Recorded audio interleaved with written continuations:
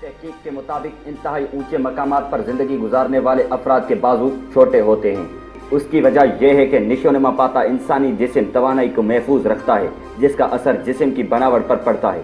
Royal society open science کے جریدے میں شائع شدہ رپورٹ میں سائنسدانوں نے بتایا کہ نیپالی مرد اور عورتیں 3500 میٹر 11500 فیٹ یا اس سے زیادہ بلند مقام پر پیدا ہوتے اور پرورش پاتے ہیں۔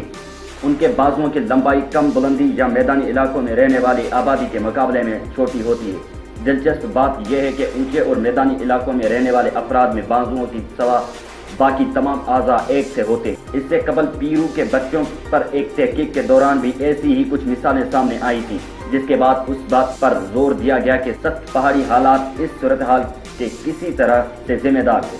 اس تحقیق کے بعد سوال پیدا ہوتا ہے کہ زیادہ اونچے مقامات پر زندگی گزارنے میں ایسی آخر کون سی وجہ ہے جس سے انسانی جسم اپنی بناوٹ تبدیل کر لیتا ہے۔